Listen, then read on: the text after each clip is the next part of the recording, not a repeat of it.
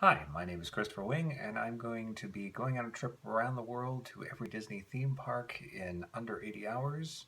And before I do that, though, I wanted to make some videos introducing me and talking a little bit about my passion for Disney. And so one of the things I thought I'd do is do kind of a old school show and tell. Some of the stuff that I have that almost every Disney theme park collector probably has, but it's still fun to talk about nonetheless. So one of the things that I love to collect are ephemera, which is basically stuff that's meant to be thrown away that most people do throw away. So it becomes kind of collectible if people manage to keep it around. When I first started going to Disney, I went to Disneyland in California originally. And back in the days when it had a parking lot in front of it instead of a second theme park called California Adventure, you had to actually pay to park in the parking lot. Of course, you still have to pay to park, it's just no longer in a parking lot. And so you get these parking tickets that look like that. This is going to be, by the way, this is going to be terribly, terribly unedited and cheesy, and probably all my videos will be because I just don't have the time to edit them all. But we'll see. Maybe as time goes on, they'll get better. But either way, they look like these, and you can see that they were $4, and then they went up to $5, and different colors probably for different days of the week. We got one, strangely enough, that was complimentary. I have no idea what we did to deserve that one, but either way, there it is. The ticket media itself for Disneyland has changed a lot over the years. So originally you'd get a one-day pass. Well, of course, originally you had the A through C tickets, and then eventually A through E tickets, and then they had passports that you had to wear around your neck on a string, which was really weird for a while. And eventually they got around to having single-day tickets. That were good for all of the different attractions in a day. This one was from, 1990. Here, they stamped them rather unceremoniously. $25. There you go. This one, 1989, a year earlier, only $23. So inflation has unfortunately always been with us, but it was kind of fun. Eventually, we entered the sort of Paul Pressler type era of Disneyland, which is much derided, and I'm kind of in the boat with most people on that one. And the tickets took on this really kind of very generic. I mean, this was actually the ticket to get into Disneyland. Extremely generic. I mean, amazingly, it still had the old Disneyland logo up at the top. But I mean, you can barely even tell that it's a passport. It's computer printed, and same thing on these ones here with a stamp at the bottom. It's really kind of ugly. I'm not really sure what they were thinking other than cheapness, which is pretty much the hallmark of that era.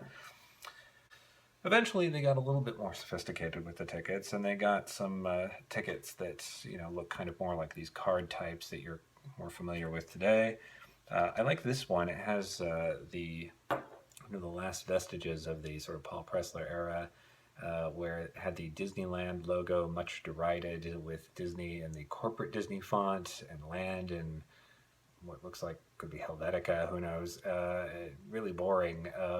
The logo itself isn't bad, but the fact that they took away the Disneyland classic font and replaced it with this rather boring corporate-ese looking font got a lot of people up in arms. Eventually, I did get my very first Disney annual passport, and there's me at a very younger age. But in any event, that one was actually made out of plastic, which was kind of nice. A little bit unusual. Most of the Disney theme park tickets seem to be made out of paper. I want to show you these two just because I think it's kind of funny. So here's one from I think this is they had a promotion like "What will you celebrate?" or something like that, and so this one says "Celebrate today" at Disneyland. And then here's one from around the same period from Disney World that I think is funny. "Celebrate every day. Celebrate today. Celebrate every day." Kind of somebody in their marketing department figuring that one out. There's lots of really weird tickets, too, that I've collected over the years for private events and other sorts of weird things at Disneyland. So I was a member of what's called the California Scholarship Federation, which is basically kind of an academic honor society kind of thing for high school students. And so they had tickets that they had for private parties, and you get one of these big, fat kind of tickets here.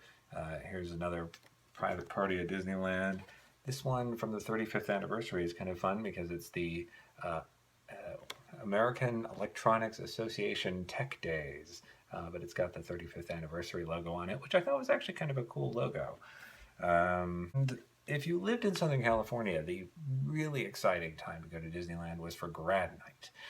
So grad night was a special thing where you got to go after the park had closed for normal business, and it was closed off just for high school students who were graduating that year, and it was you and thousands of other students from hundreds of other high schools all in the park on one night celebrating your graduation. And because it was such a special event, they wanted to make sure that all the kids behaved very well, so they were really, really strict on what you could do and couldn't do and how specifically you could look in the park. So on the back, there are all of these rules about how you're supposed to dress for the evening, which are kind of funny. To keep with the magical atmosphere of the evening, you must adhere to the following dress standards. What's hot for her? Dresses, dressy skirts and tops, dressy pants and tops, dressy shoes, dress boots, basically just anything dressy, I think really is the answer. Flats are encouraged. But anyways, then they make a big point about the fact that if you're not dressed accordingly, you will not be admitted. So they weren't kidding around. Moving over to Disney World, this is from 1992, one of my first trips, and I love this because it says Super Pass for 4 days. And then if you look very up at the top there, it says all 3 parks, which is funny considering now that there are 4. And you can see down at the bottom that the way that they checked off that you had been to the 3 parks, or at least that you'd used all 4 days, was not only to date stamp them, somewhat again unceremoniously, not quite staying within the lines, but also to literally punch a hole out of the bottom of the card. So that's pretty low-tech solution to that. Eventually they started using key cards like these Key to the World cards that people are pretty well familiar with. Nothing terribly remarkable about them. For a while at Walt Disney World theme parks, they had these weird room key cards called Ving cards, which were these weird hole punch plastic cards, very hard plastic cards that you'd stick in the door.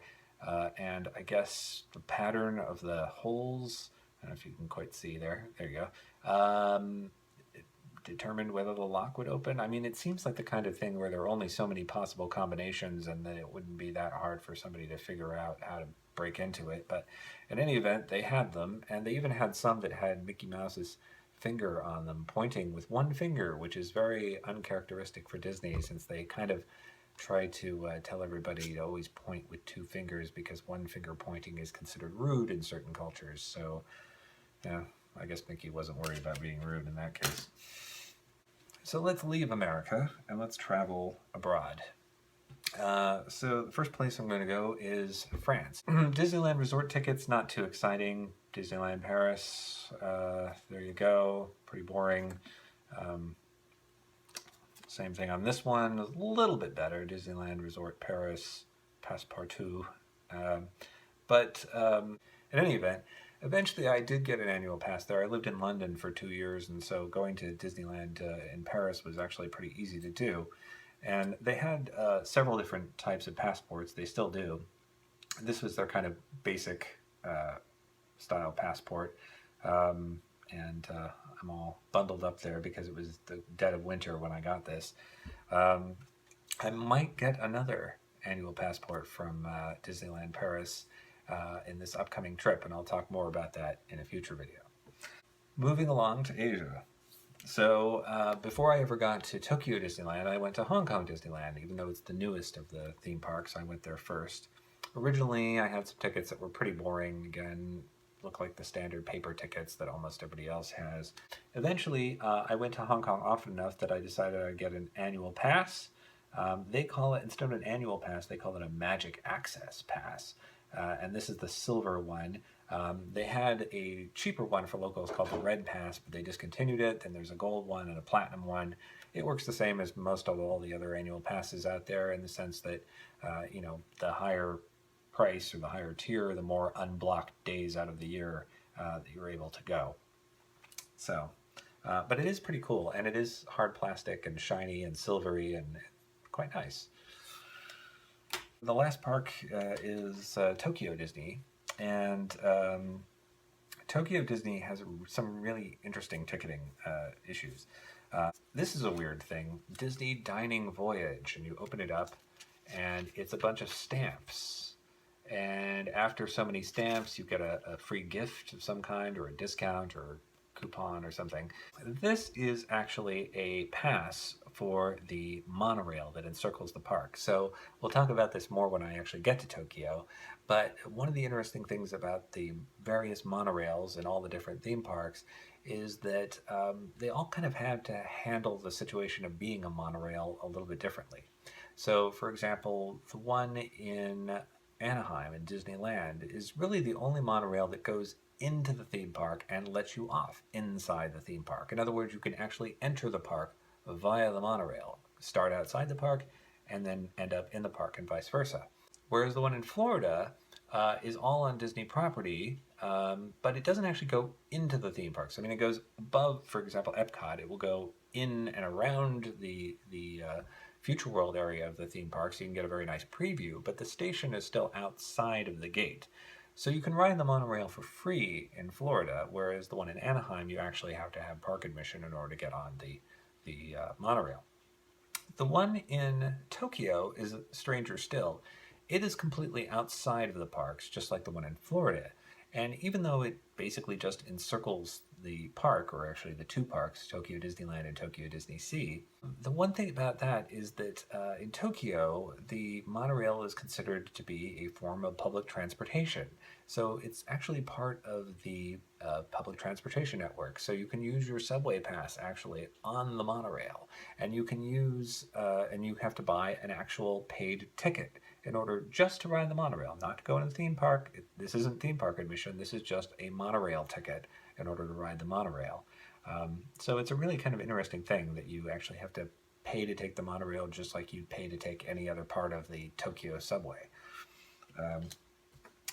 So lastly, I will talk about the actual admission into Tokyo Disneyland. So this is a 4-day passport.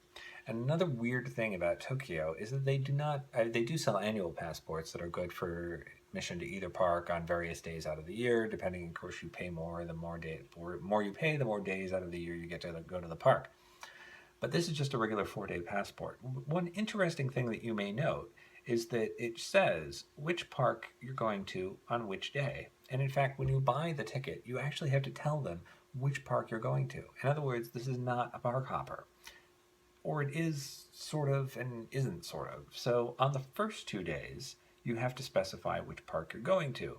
On the last 2 days, then it becomes a park hopper. Now, my understanding is they do this because the crowds in Disneyland and Tokyo Disney Sea are so huge most of the time that they have to have some way of kind of sorting out how many people are going to be in which park on which day. Even though I figure most of the locals probably have annual passports that allow them to get into either park, but at least for the people who have day tickets, this is the way that they figure out how many people are going to be in which park on which day. And presumably you could try to buy a ticket and be told, sorry, you can't go to that park on that day because it's already full. But luckily I didn't have that problem, so you can see that I chose to go with Disneyland first and then Tokyo Disney Sea second, and then do the park hopper in the last 2 days. If you get a 3-day park hopper, or a 3-day park ticket, I should say, it's the same thing on the first day, and then only the last day is the park hopper. And if you get a 2-day ticket or less, there's no park hopping at all. So it's kind of an interesting thing that's very unique to Tokyo. So anyways, that is my first show and tell video. It's way longer than it probably should have been, and hopefully you weren't bored to tears out of it. But if you liked it, please click like or whatever you do on YouTube, because I'm new to all this, and feel free to leave comments, and hopefully if you have questions I can answer them. All right, I will talk to you later.